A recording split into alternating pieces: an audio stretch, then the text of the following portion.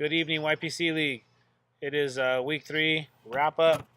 I am outside because it's hot as hell. So I figured I'd sit outside and do the. Let me see that toy. All right, I got Koji's toy over here. Sorry, he's been squeaking that thing. I got him a new toy. It was a crocodile. You can see the eyes, and it makes this noise all the time, and it's driving me fucking bananas. It's like when you give a kid a new toy, and they're like a rattle.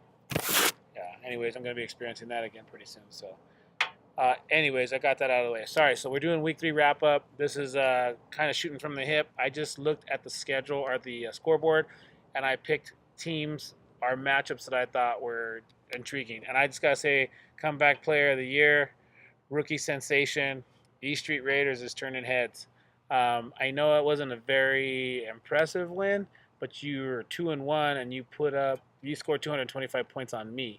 So, anyways, whenever I see that many points, it's turning my head, giving you much props. So that's why I started with you because you're 2-1, and you're doing very well.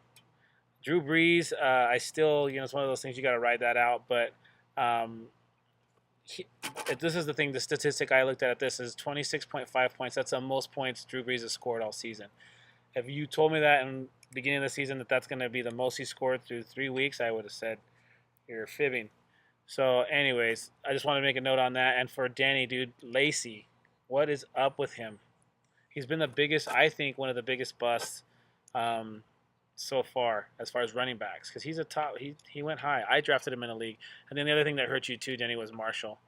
Um, Luck helped you out tremendously, dude. He went off. So this was a close game, man. You guys were clawing. And so, the thing here is Breeze and Bernard. I mean, you had nice production here and there when you needed it, Ben. So, anyways, congratulations. You go to 2-1, 2-1, excuse me. And Denny, you're at 1-2. We're going to the next matchup. Down.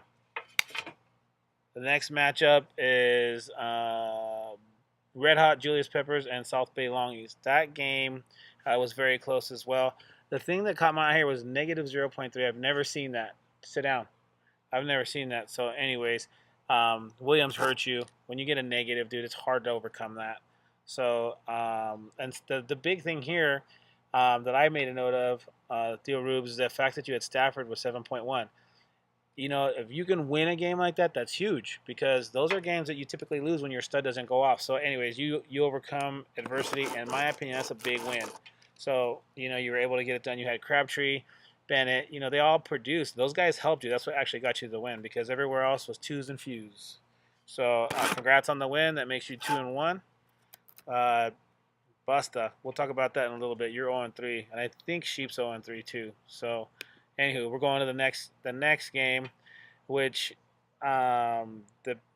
which is Santa Cruz TDs and beer. So Joey and Chopsticks, and Joey said, "Stop talking about my sister's tits," is what he said to you, and he beat your ass. Well, I wouldn't say beat your ass, but it was. Sorry, I'm talking a little much. It's a 20-ish, 27 points. So.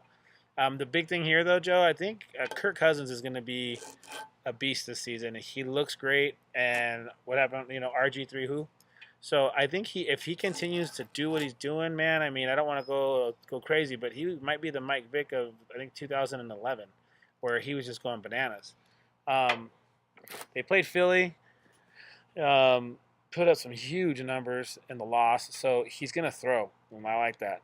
And Jimmy, I bet you thought you were going to win when Julio went off for 44.1 on Thursday night. I mean, anyone's got to think, man, that's a good way to start. And you don't want to count your chickens before they hatch, but it happens sometimes. So, anyways, Joey got the win there. Big with Kirk Cousins. Like I said, great free agent pickup, and you started him over Kaepernick, which obviously was a great call. So, Joey is 2-1, and Jimmy is 2-1. And we'll talk about standings and everything in a little bit. The next one is Rude and me. Okay.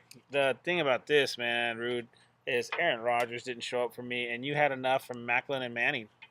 The Eminem brothers, Macklin and Manning, got you 62.4, excuse me. And then you had enough with Bush, Vincent Jackson, and all those guys. Anyways, I can go on and on. You guys can read the screen just as well as I can. But the fact that Rodgers didn't support and put up any points. And then the other thing too, the note here, and then I'll end on this, is Nick Folk. When your kicker scores 15, you gotta be feeling good about that. That's a great number to put up. He's contributing, so you can err on other areas. Anyway, so Rude, you got the win there. You are 2-1. I'm 1-2, and we'll talk about that, like I said, at the very end of the wrap up. Lions Den versus Sheepy. Sheepy's 0-3. Lions Den is 2-1. The note I have here was Quick, Murray, and Benjamin. Usually you would put McCoy in there too, but McCoy only got 2.2. But Quick, Murray, and Benjamin, they blew up with 20 plus. So that's huge right there. And then you had some guys on the bench. You had Romo with 31 and the other quarterback with 31. So I don't know. Blake's good, but the trade bait here, you got some trading bait with. Well, you're probably going to start Romo, maybe put Cam up. But I know Ruben doesn't have a quarterback, so that's who I'm going to go to next. But that's my segue in. But I'm just Sheepy with Danny Woodhead, and your wide receivers got you. Your wide receiver combination there was, it's rough. I looked at how they've been scoring, and I probably would have played it exactly the same way. It's just that combination didn't work out. So, anyways, that's Sheepy. Sorry, 0-3. The last game of the week was Rubes and Took. This was pretty good beatdown by Tookie. Matt Ryan, you got trade bait too. Matt Ryan and Foles, that's big. Because Ruben has Tannehill. I don't even know what team that guy plays for. So, Garcon was unexpected for your Rubes. When you see that unexpected points from somebody, you think you might be able to squeak out a win. Because you see 33, you're like, shit, yeah, I don't think he's done anything all season. 17, I'm sorry, and then 2.2. But, you're thinking teens. You're thinking 15-ish. And he goes off for double that, so that's great. But, unfortunately, that didn't get you the win. Took you a nice win, moves you to 2-1. Well, both of you guys go to 2-1. So, let's go to the standings. And, before I forget, Rubes, you said you're going to do, are you cool with doing next week's wrap-up? So, week 4, I have you down. Text me, or you can put it on the board. Let me know. And then if you could do a wrap-up challenge to somebody, and we can piggyback. That way I can get a little help. And if someone doesn't want to do it or we don't have one, text me and I'll do one. It just takes time. And, it's a lot of statistics, but it's cool for other people to do it because they can kind of see what other players are doing in the league too. So, Rubes, let me know if week 4 is okay. And then just nominate or wrap-up challenge somebody, and then hopefully they'll pick it up. And if not, if I get a text that they don't want to do it, then we'll figure it out. But anyways, so the Sheepy and B are 0-3. That's a thing that jumps out at me. So from divisional standpoints, sometimes those two tough teams, the teams that aren't doing so well, say shitty teams, sorry, we'll call a spade a spade. Sometimes the two shitty teams are in the same division, and that makes it pretty easy for teams. But it's going to be more balanced because we have one in each. It's identical. We have exactly the same. And I don't remember seeing standings like this where they're exactly the same after 3 weeks. So but the thing here with Sheepy and B is that B is in the 200 still. So unless you can start scoring, which you still got a lot of time, it's early in the season. So there's no need to panic. It's just you don't want to start 0-3. I think 6 is what I typically tell myself. 6 will get you in the playoffs if you can get 6 wins. So we got, we're a quarter of the way done. So, anyways, it is what it is. The other thing is Santa Cruz is leading in division. Rudy and Joey. Most points for us right now are Joey with 474. And then E Street Raiders, 469. Nice. And I put the payouts out. You guys look at that. I'm pretty sure that's what we did last year. I'm trying to keep it the same because we didn't vote to do anything or change anything. So it's going to stay exactly the same. As I said before, I like payouts. So I'm going to try to make as many payouts as we can within reason.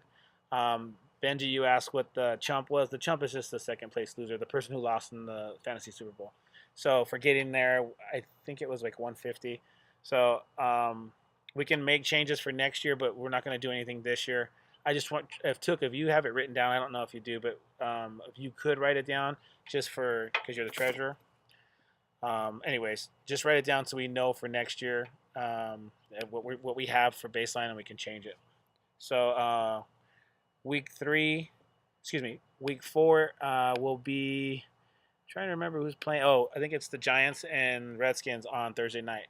So get your waivers in. Bye week hell. I've seen some bye week hells out there on some of these rosters. So things are going to be in sheepy. This is where it gets fun. This is what fantasy football is about. So, anyways, good luck, gentlemen. Get your waivers in, and good luck Thursday night. Peace.